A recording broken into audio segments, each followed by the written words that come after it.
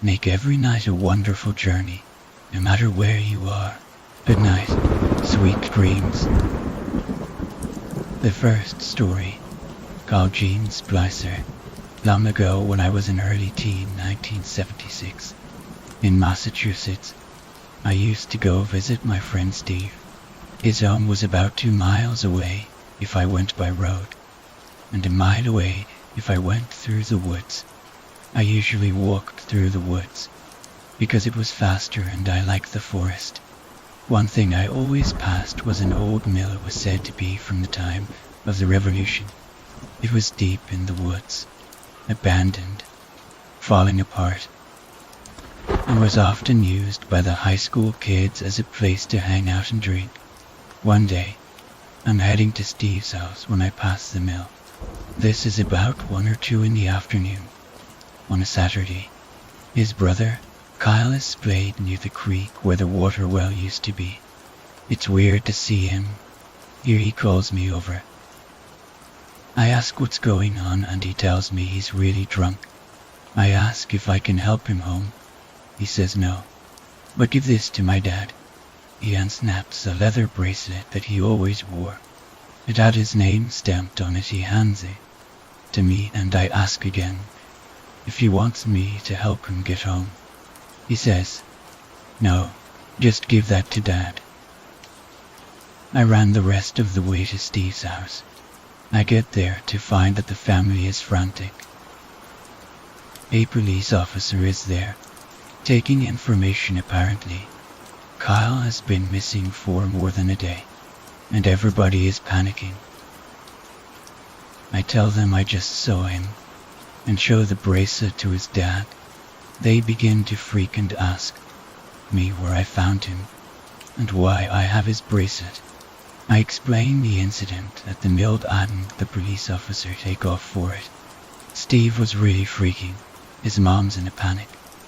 I don't know what to do. Eventually Steve's dad comes back with the news that Kyle is dead. Now chaos is theme in the home after a while. A cop takes me home where I answer some more questions. My folks are concerned, as they should be. A couple of days later they come back to take my statement again. Why? I didn't get an answer. One of the folks talking with me is a psychologist. The officer talks with my dad in another room. Why? Yes, I found Kyle. So what? It turns out that the coroner who was called to the scene later determined that Kyle's cause of death was alcohol poisoning. However, what was concerning everybody was the fact that the coroner put Kyle's time of death at many hours before I found him, and supposedly talked with him. The coroner concluded it was likely he had died the night before and had laid undiscovered until I stumbled by, and therefore could not possibly have had the conversation I reported. How do I account for this? Several possibilities. The second story, my guardian angel. In high school, some friends, and I discovered what you might call an advanced sex ed book. Stashed in the school library, it was thin and softcover, like a workbook, and had lots of graphic ink wash illustrations of naked women and sexual positions. We spent a lunch period giggling over it, and then re-hid it inside a larger book we figured no one would ever open, a Native American history book. A few days later, I returned alone to the library with the intention of smuggling out this book. This was before the advent of easily available pornography on the internet, and while all things considered the book was probably pretty tame, by my sheltered 15-year-old virgin standards it was plenty titillating. Wonk material was difficult enough to come by that I figured was worth the what I thought to be minimal risk. I got down the history book and, when no one was looking, covertly transferred the sex book to my backpack. Then I sat at a table pretending to read something while I gathered my nerve to head for the exit. As far as I knew, with the book safely hidden in my backpack, I was scot-free. But there was something nagging at my subconscious, something that told me I shouldn't try leaving the library with that book. I had no idea what the problem was, only that I was sweating and nervous and all but physically rooted to the spot.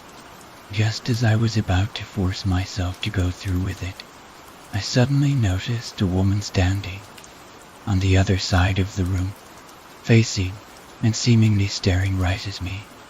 She was tall and had long curly blonde hair and pale eyes.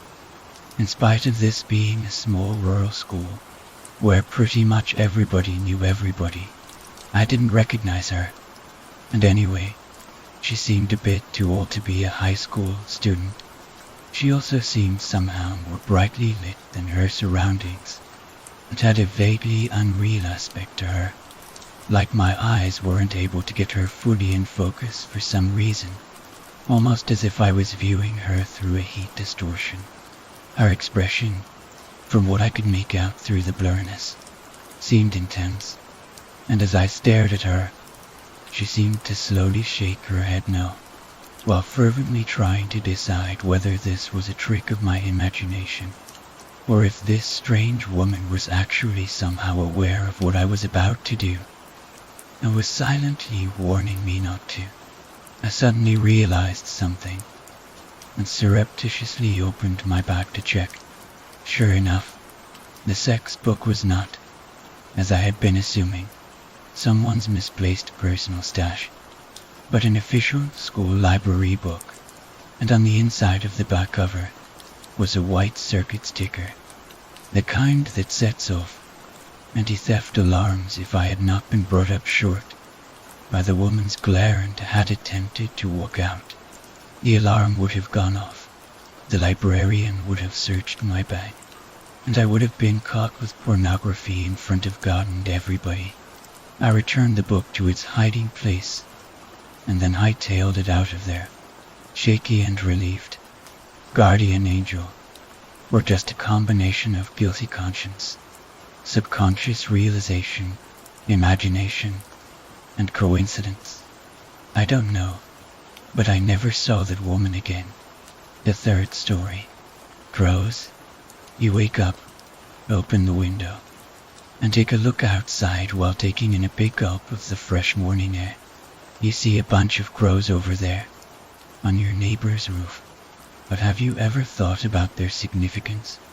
I mean, birds are important in cultures, religion, politics, symbolism, science, cuisine, I mean, who doesn't love chicken, geography, and even the military now. What I'm asking here is nothing uncommon. You may have heard of The Birds by Alfred Hitchcock, which is based on unsettling events, but why crows? Crows have exceptionally incredible memory. We thought dolphins and monkeys were the one most intelligent animals. We were them wrong. Where did I find out about this? Why, on Channel 9, on that nature programming. I can't remember the exact episode, but there is one particular episode you should see. It is called The Murder of Crows. You can also find out about them from the news. So how is this all related? Crows are magnificent creatures, like elephants, and should be treated as such, or would you prefer facing retaliation? I remember a time when I used to play with birds, laugh with them. I yearned to fly just so I could be with them. But there are several misdeeds that I did against them that I regret to this day. For example, there was a white geese that seemed to have been adopted by a flock of Canada geese. This was when I was young, by the way. I shot at it with a water gun. It fled, and it has never returned since this day. I found this peculiar, as it would always visit the apartment complex where I live. So I decided to study birds to find out why this occurred. The more closer I got to them, the more peculiar they became. At first it was just harmless internet research. I remember bookmarking all the articles about birds. I had sticky notes on my walls, color photos, and pictures of birds decorating my closet. But then I decided to get up close and personal. I remember when I went to this national park, and all the birds were friendly and showed no fear. One was a blue jay. It allowed me to get close to it. Heck, it even flew into my car. I encountered another one near the parking area. Didn't show any sign of fear, but it was when I drove into that forest that the encounters grew extraordinary, unusual. I found a good spot from which I could get a lot of good footage. I went there, sat at the stone bench, and there it was.